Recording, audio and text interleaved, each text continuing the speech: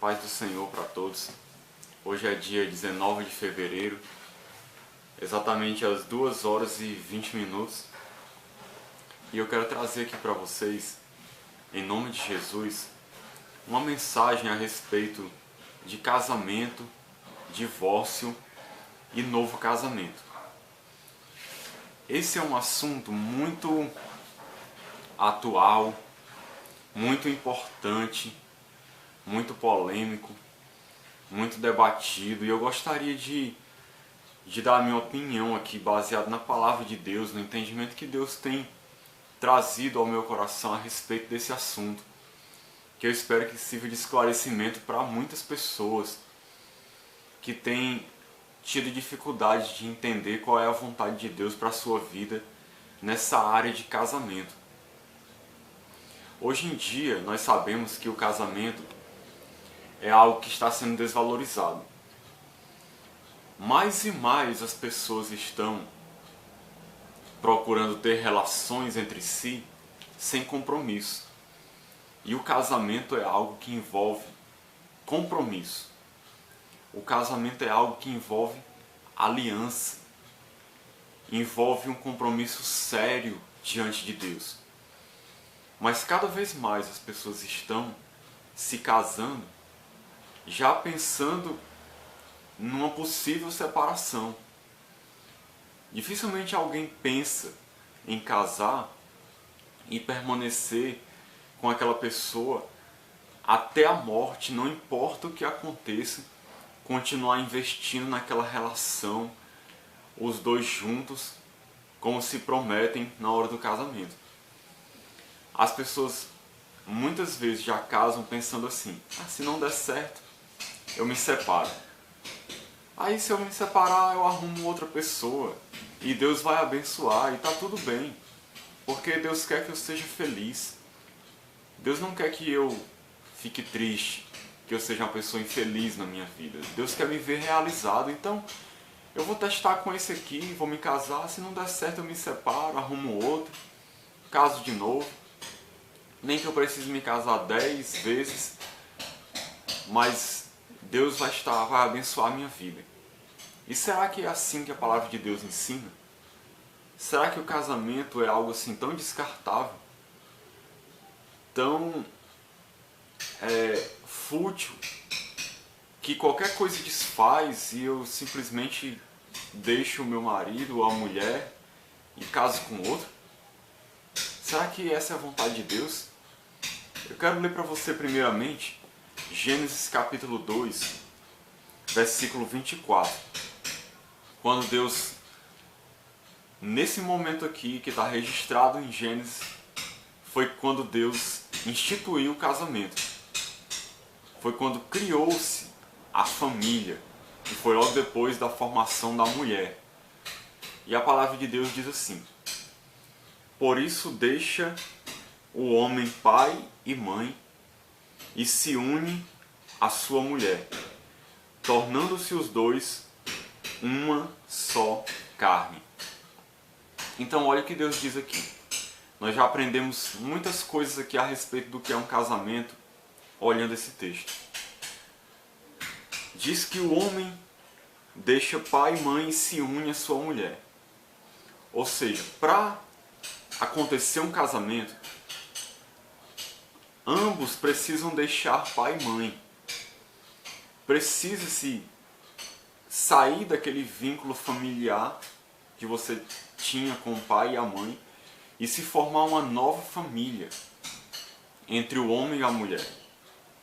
Não existe casamento onde o homem continua morando com os pais e a mulher continua com os pais dela.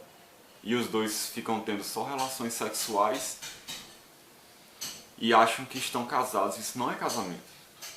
Casamento você tem que assumir um compromisso de deixar a sua família antiga, pai, mãe, irmãos, e se unir à sua mulher. Você vai passar a viver junto com ela, você vai passar a morar junto com ela, você vai constituir uma nova família junto com ela. Essa é a vontade de Deus para o casamento. Porque muita gente quer fazer sexo liberado, quer ter relações sexuais tranquilamente com uma pessoa e continuar vivendo na casa dos seus pais e acha que assim está casado. É o conceito moderno do chamado namorido, que é o namorado misturado com marido. Não é nem marido nem é namorado, é uma mistura. Isso não é agradável a Deus. O homem tem que deixar pai e mãe e se unir à sua mulher, formar uma nova família. E se unir aqui também no sentido sexual, porque o casamento só vai se consumar diante de Deus quando os dois tiverem um relacionamento sexual. E aí eles se tornam uma só carne diante de Deus. E aí formou-se uma nova família. A partir daquele momento, aquele casamento é válido diante de Deus. Repare que o que valida um casamento, segundo a palavra de Deus aqui, não é um papel. Naquela época nem existia isso. Não é um documento que vai validar o casamento ou não. A partir do momento que você deixa pai e mãe e se une a uma pessoa, vai morar junto com ela e tem um relacionamento sexual com aquela pessoa, você se torna uma só carne com ela, você está casado diante de Deus. Vocês vão ser marido e mulher. Vocês já se tornaram marido e mulher. Mesmo que vocês não tenham casado no civil, mas diante de Deus, ali já é um casamento. Ali vocês já estão casados diante de Deus.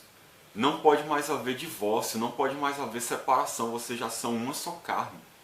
Porque tem muita gente que acha assim, não sou casado no papel, eu estou só junto, então eu posso me separar a hora que eu quiser e caso com outra, porque diante de Deus eu não estou casado.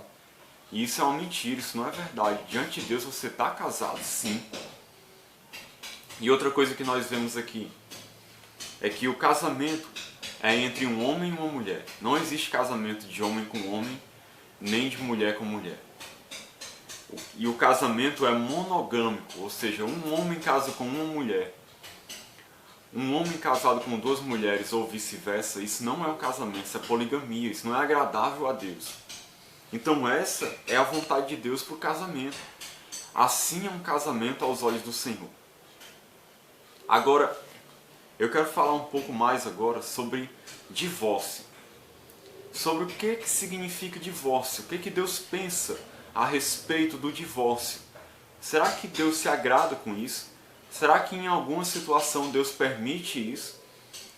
Será que eu posso me divorciar e casar de novo tranquilamente e isso não tem nenhum problema para Deus? Será que isso agrada a Deus? Eu quero que a gente medite um pouco nessas questões. E eu quero ler para você aqui o texto de Malaquias, capítulo 2.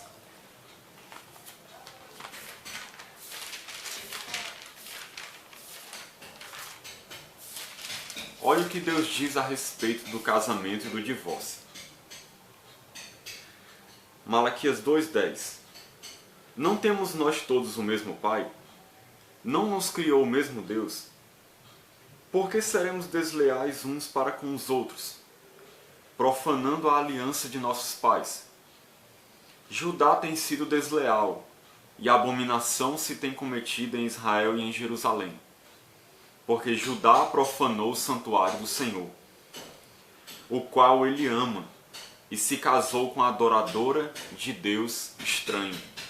Nós já vimos aqui um ensinamento de Deus, que não é vontade de Deus que um servo de Deus, um filho de Deus, alguém que é cristão, que crê em Cristo, se case com uma pessoa que tem uma fé diferente, que não crê em Jesus, que não tem Jesus como seu Salvador e Senhor, que é adorador de um Deus estranho, que segue um outro evangelho, uma outra religião estranha, que não adora o Deus verdadeiro, nem se entregou a Cristo. Isso é uma abominação diante de Deus. Israel tinha cometido isso.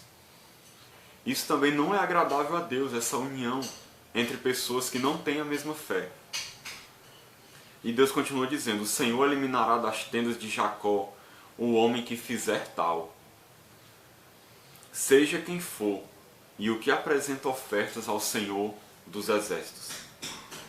Ainda fazeis isto: cobris o altar do Senhor de lágrimas, de choro e de gemidos, de sorte que ele já não olha para a oferta, nem aceita com prazer da vossa mão. E perguntais, por quê? Ou seja, por que Deus não aceita a oferta? Por que Deus não está se agradando dos sacrifícios, dos gemidos, do choro? Ele diz aqui, porque o Senhor foi testemunha da aliança entre ti e a mulher da tua mocidade, com a qual tu foste desleal, sendo ela a tua companheira e a mulher da tua aliança. Não fez o Senhor mesmo que havendo nele um pouco de espírito? E por que somente um? Ele buscava a descendência que prometera. Portanto, cuidai de vós mesmos, e ninguém seja infiel para com a mulher da sua mocidade. Porque o Senhor, Deus de Israel, diz que odeia o repúdio, ou seja, o divórcio, e também aquele que cobre de violência suas vestes, diz o Senhor dos Exércitos. Portanto, cuidai de vós mesmos e não sejais infiéis. Então, queridos, olha o que Deus diz aqui. Por que Deus não estava mais atento ao choro, aos gemidos deles, e não olhava para a oferta deles, para o culto do povo de Israel? Deus diz o porquê. Vou ler para você de novo. Porque o Senhor foi testemunha da aliança entre ti e a mulher da tua mocidade, com a qual tu foste desleal, sendo ela a tua companheira e a mulher da tua aliança. Ou seja, Deus está condenando aqui a atitude das pessoas que foram desleais, infiéis para com a mulher da sua mocidade, ou seja, a mulher com quem ele se casou, sua primeira esposa, que ele casou-se com ela quando era jovem. E ele foi desleal, a repudiou, se divorciou dela, foi infiel para com ela. E Deus não estava se agradando disso. Por quê? Porque ele diz mais lá na frente, no versículo 16, porque o Senhor, Deus de Israel, diz que odeia o divórcio, odeia o repúdio. Então, veja aqui uma coisa interessante que Deus ensina. Deus foi testemunha da aliança que você fez com a mulher da tua mocidade. No momento que você casou com a sua mulher, e vice-versa, Deus ele foi testemunha daquela aliança. Deus ele assinou embaixo. Não importa se você tinha conhecimento da responsabilidade a respeito do casamento ou não. Deus ele foi testemunha, ele aprovou, ele assinou embaixo, ele autorizou, ele outorgou, ele declarou válido aquele casamento. Porque tem muita gente que diz assim: não, eu casei, mas eu não tinha entendimento de nada. Eu não tinha entendimento de qual era a vontade de Deus. Então agora eu posso me separar à vontade, casar com outra pessoa, desfazer a aliança que eu fiz. Não, quando eu casei numa religião diferente, numa religião pagã. Foi um sacerdote pagão que fez o casamento. Então aquele casamento não foi feito no céu. Não foi válido diante de Deus. Eu posso desfazer ele, eu posso ser infiel para com a mulher da minha mocidade, repudiar ela, me casar com outra. Não tem problema nenhum. Será? Não é isso que a palavra de Deus diz. Deus ele foi testemunha da aliança que você fez. E você tem que permanecer na aliança que você fez. Mesmo que você não conhecesse a Cristo naquela época. Mas se você está casado, você tem que permanecer casado com a pessoa com quem você está. Porque você se torna uma só carne com ela. E o casamento, como a gente vai ver aqui, tem que ser até a morte. Então, querido, Deus odeia o divórcio. Por isso, pense duas vezes antes de você se divorciar. Porque Deus odeia isso. Deus odeia essa prática. Hoje as pessoas se divorciam por qualquer motivo. Então por que você quer fazer uma coisa que Deus odeia? Por que você quer repudiar a sua mulher, repudiar o seu marido, sabendo que Deus não se agrada disso? Sabendo que essa não é a vontade de Deus para a sua vida? Você vai querer fazer uma coisa que Deus abomina? Se você é cristão, você tem que fazer algo que agrada o coração de Deus. E não algo que Deus odeia. Agora eu quero ver com você o que é ensinado nos evangelhos. quero ver especificamente com você sobre a questão do divórcio. Em Marcos capítulo 10, nos 3 evangelhos de Mateus, Marcos e Lucas, Jesus fala sobre o divórcio. E eu quero começar lendo aqui o de Marcos, que Jesus diz assim, no versículo 10, Marcos 10, 10. Em casa voltaram os discípulos a interrogá-lo sobre este assunto. E ele lhes disse, quem repudiar sua mulher e casar com outra comete adultério contra sua mulher. E se ela repudiar seu marido e casar com outro, comete adultério. Ou seja, isso aqui é a regra, é a lei de Jesus, é a vontade de Deus que Jesus deixou bem claro aqui para um homem e para uma mulher. Marcos 10, 10. Quem repudiar sua mulher e casar com outra, comete adultério contra aquela. E se ela repudiar seu marido e casar com outro, comete adultério. Ou seja, se você é casado e se você se divorcia do seu marido ou da sua mulher e casar com outra, você comete adultério. E mesmo uma pessoa que foi repudiada, ela não está livre para casar com outro. Ela comete adultério também, se ela casar com outro. Mesmo que ela tenha sido repudiada, mesmo que ela seja a parte inocente, se ela casa com outro, ela comete adultério. Por quê? Porque o casamento, ele foi feito para durar até a morte. Daqui a pouco eu vou ler outro versículo que mostra isso. É por isso que a vontade de Deus é que os dois estejam juntos até a morte. Não pode ninguém repudiar o outro. No momento que você repudia e casa com outra pessoa, você se torna adúltero. Você entra numa relação adúltera.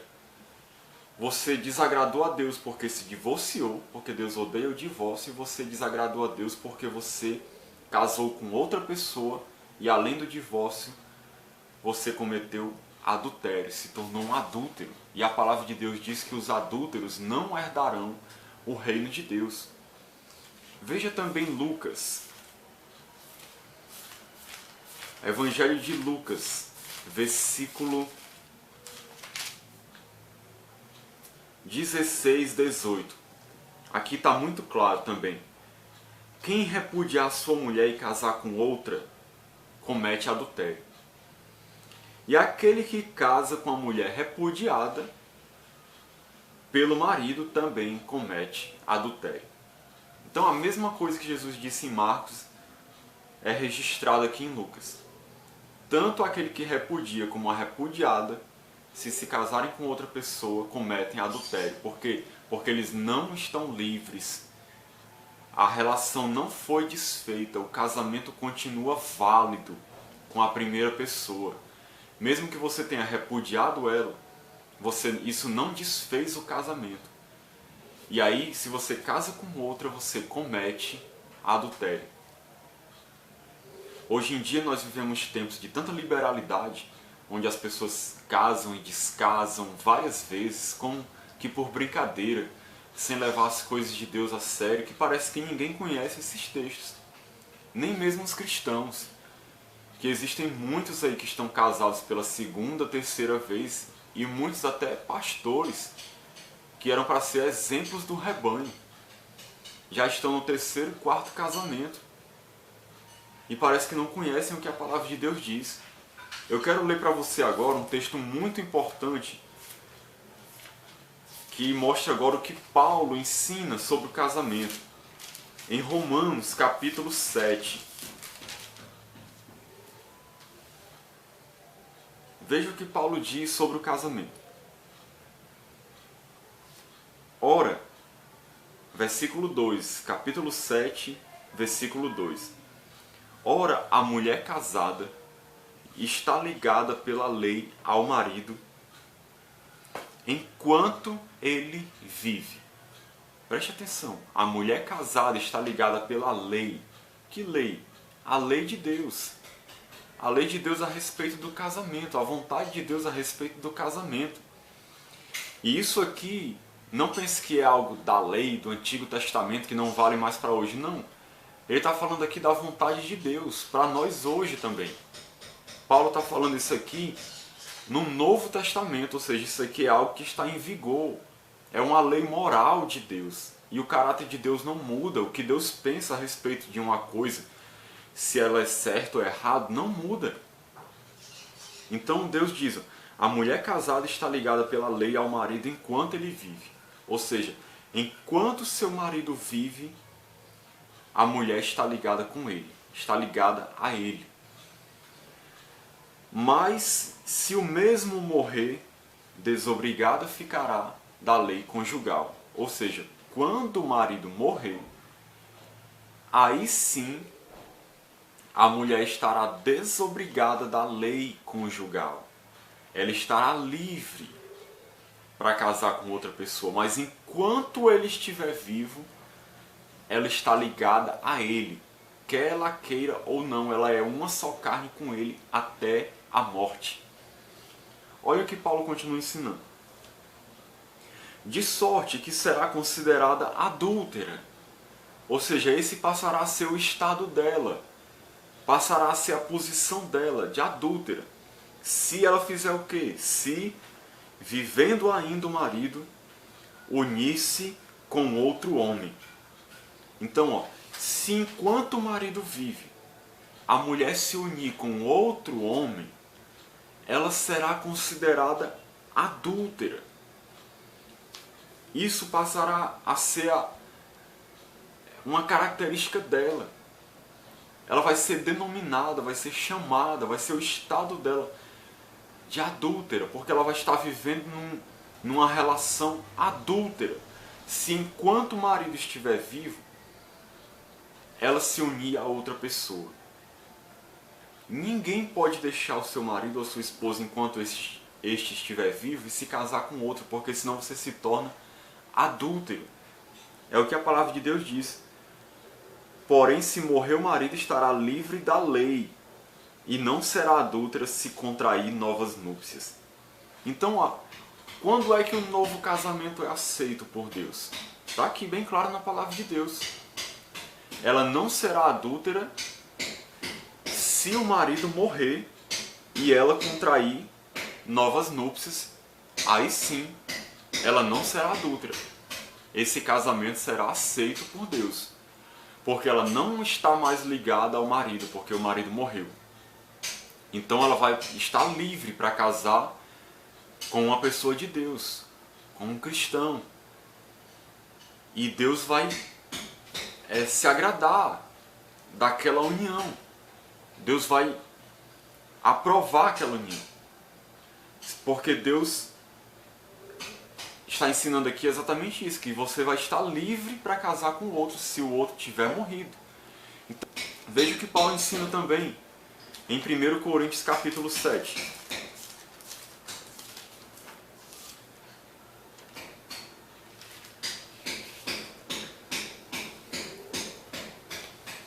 Ora, 1 Coríntios 7,10, esse versículo é interessante.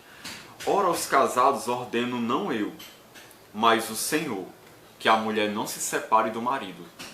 Foi o que Jesus ordenou, Paulo está repetindo aqui, que a mulher não se separe do marido. Se, porém, ela vier a separar-se, ou seja, como eu falei antes, se houver um motivo muito forte, que não tiver condições da pessoa continuar junta, eu vejo principalmente numa questão de risco de morte. A pessoa está vivendo com alguém violento, que pode matá-la a qualquer momento. Alguma coisa do tipo assim, a pessoa vier a separar-se. Aí o que Paulo diz? Se ela, porém, vier a separar-se, que não se case ou se reconcilie com seu marido. Ou seja, não é a vontade de Deus que alguém se divorcie nem se separe. Deus odeia o repúdio, Deus odeia o divórcio. Mas se vier a acontecer, por algum motivo, que você não se case mais, ou então que se reconcilie com seu marido ou com a sua esposa. É isso que Jesus ensinou. E que o marido não se aparte de sua mulher. Aos mais digo eu, não o Senhor. Aqui Paulo está trazendo um ensinamento que o Senhor não trouxe, mas que ele trouxe, conforme a revelação do Espírito. Isso aqui também é vontade de Deus. Se algum irmão tem mulher incrédula e esta consente em morar com ele, não a abandone. Ou seja, você se converteu, a sua mulher incrédula, ela quer viver com você, continue com ela, não abandone ela. E a mulher que tem marido incrédulo e esta consente em viver com ele, com ela, não deixe o marido. Do mesmo jeito, não deixe o seu cônjuge, se ele quer viver com você. Porque o marido incrédulo é santificado no convívio da esposa, e a esposa incrédula é santificada no convívio do marido crente. De outra sorte, os vossos filhos seriam impuros, porém agora são santos. Mas se o descrente quiser apartar-se, porque ele não tem entendimento de Deus, do que é a aliança, que se aparte, ou seja, deixe ele ir, não obrigue ele a ficar com você, se ele quer ir. Em tais casos não fica sujeito à servidão nem o irmão, nem a irmã. Deus vos tem chamado à paz. Pois como sabes, ó mulher, se salvarás teu marido? Ou como sabes, ó marido, se salvarás tua mulher? Alguns pensam que aqui Paulo está autorizando o novo casamento. No caso do cônjuge incrédulo querer se apartar, você está livre para casar de novo. Paulo não está dizendo isso. Quando ele diz aqui que você não fica sujeito à servidão, ele está querendo dizer que você não é obrigado a permanecer naquela situação de escravidão, de sofrimento ali com aquela pessoa. Se a pessoa está querendo ir embora, deixa ela ir. Agora, isso não quer dizer que você está livre para casar com outra pessoa, porque como a gente viu aqui que Paulo ensinou, se vier a separar-se, que não se case ou que se reconcilie com o seu marido. Porque você está ligado a ele ou a ela enquanto ele estiver vivo, é o que Paulo ensinou. Então, mesmo que o cônjuge incrédulo se separe de você, você não está livre para casar com outro. Porque senão isso será adultério diante de Deus. E Paulo fala mais na frente aqui, ó, no versículo 39, do mesmo capítulo 7. A mulher está ligada enquanto vive o marido. Contudo, se falecer o marido, fica livre para casar com quem quiser, mas somente no Senhor. Então Paulo aqui deixa bem claro, mais uma vez, que a mulher está ligada enquanto vive ao marido. Mas se o marido falecer, ela fica livre para casar com quem quiser, contanto que seja no Senhor, ou seja, que se case com um cristão. Mas ela só fica livre depois que a outra pessoa falecer. Paulo deixou isso bem claro. A pessoa está ligada enquanto vive. Não pode haver divórcio, não pode haver um novo casamento enquanto o cônjuge estiver vivo. Essa é a vontade de Deus. É isso que Deus ensina a respeito do divórcio e do novo casamento. É isso que Deus pensa. É isso que Deus acha que as pessoas devem ser, que as pessoas...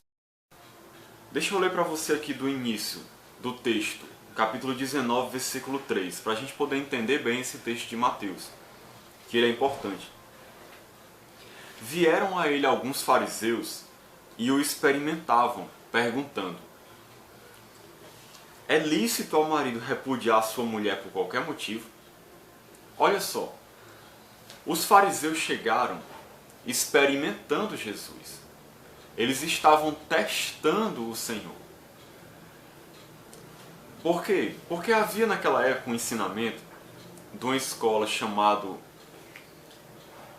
Hillel. Era uma escola que ensinava que a pessoa poderia se divorciar de outra por qualquer motivo. Qualquer motivo banal era motivo para a pessoa se divorciar. Então os fariseus chegaram testando Jesus, experimentando para ver o que é que Jesus ia dizer. Se Jesus ia concordar com isso ou não, se ele ia contra a lei de Moisés ou não. Os fariseus, como sempre, estavam ali tentando pegar Jesus numa armadilha. E aí perguntaram para ele: é lícito ao marido repudiar sua mulher por qualquer motivo? para ver se Jesus ia concordar com esse tipo de ensinamento, para poderem condenar Jesus, querendo dizer, eles iam querer condenar Jesus dizendo: olha aí, Jesus está dizendo que pode repudiar por qualquer motivo, e não é assim. Continuando, então respondeu ele: não tendes lido que o Criador desde o princípio os fez homem e mulher, e que disse: por esta causa deixará o homem pai e mãe e se unirá à sua mulher, tornando-se os dois uma só carne? Lembra que eu li esse texto no início, é o texto lá de Gênesis capítulo 2.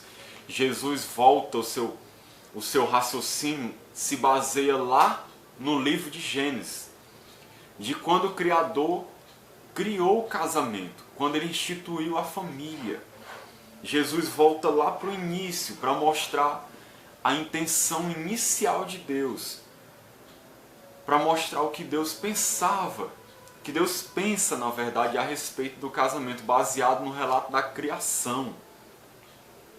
Então Jesus pergunta para eles: vocês não leram que o Criador desde o princípio fez homem e mulher, e disse: deixará o homem pai e mãe, se unirá a sua mulher e os dois serão uma só carne? Vocês não leram isso? Vocês não conhecem esse texto não? Jesus perguntando para eles. E aí Jesus continua explicando: de modo que já não são mais dois, porém uma só carne. Ou seja, Jesus explica: olha, no momento que vocês se casam, vocês já não são dois. Diante de Deus vocês são um só. São uma só carne. Vocês estão unidos. São como uma só pessoa no casamento. Portanto, ou seja, por essa causa, por causa dessa realidade de vocês serem uma só carne, de serem um só, aí, portanto, o que Deus ajuntou, não o separe o homem. Ele não está dizendo aqui, tem muita gente que lê esse versículo da seguinte maneira: portanto, o que Deus ajuntou, o homem não separa. Não é isso que Jesus está dizendo. O homem pode até separar. Ele pode se divorciar. Ele pode repudiar sua mulher. Mas Jesus está dando aqui uma ordem. Ele está dizendo: portanto, por essa causa, por vocês serem uma só carne, o que Deus ajuntou, não separe o homem. Ou seja, vocês não devem desfazer o que Deus fez. No momento que vocês se casaram, Deus fez vocês uma só carne. Deus uniu vocês numa só pessoa. Diante dele, vocês são uma só pessoa. Foi Deus quem fez isso. É algo mágico, maravilhoso que acontece no casamento. E é Deus quem faz isso. Portanto, Deus ajuntou vocês. Deus juntou vocês. Por isso vocês não devem separar o que Deus juntou. Todo casamento, mesmo que as pessoas sejam incrédulos, estejam vivendo no pecado, a partir do momento que você decide se casar, é como diz lá em Malaquias: Deus foi testemunha entre a aliança que você fez com a mulher da tua mocidade. Quando você decide se casar, você se torna uma só carne porque Deus juntou vocês. Isso quer dizer que Deus assinou embaixo. Deus permitiu aquela união, Deus autorizou aquela união, porque foi Ele quem criou o casamento. E o casamento é tanto para crentes como para descrentes.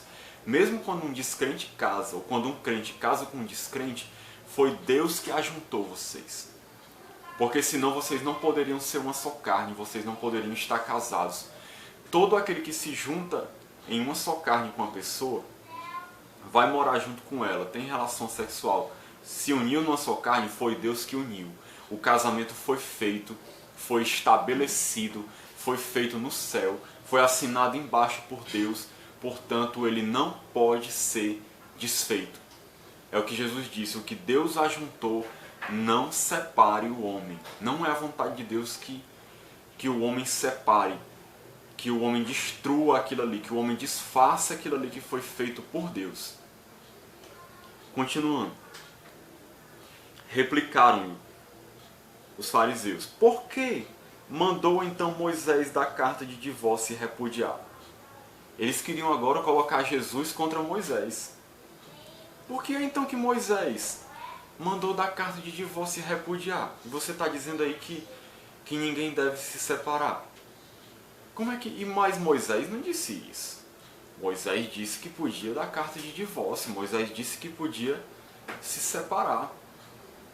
E você está dizendo agora que não é para se separar? Você está indo contra Moisés? Foi isso que os fariseus quiseram dizer com essa pergunta. Por que Moisés mandou dar carta de divórcio e repudiar? E aí Jesus vai explicar o porquê que isso aconteceu.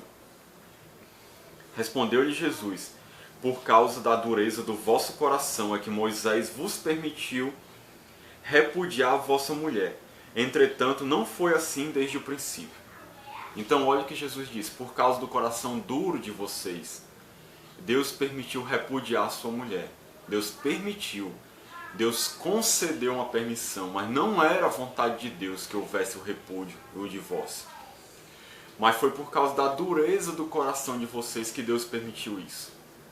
Aí alguém pode argumentar assim: mas irmão, os corações hoje não continuam duros? Isso quer dizer que é permitido repudiar de qualquer maneira, por qualquer motivo, porque os corações ainda são duros.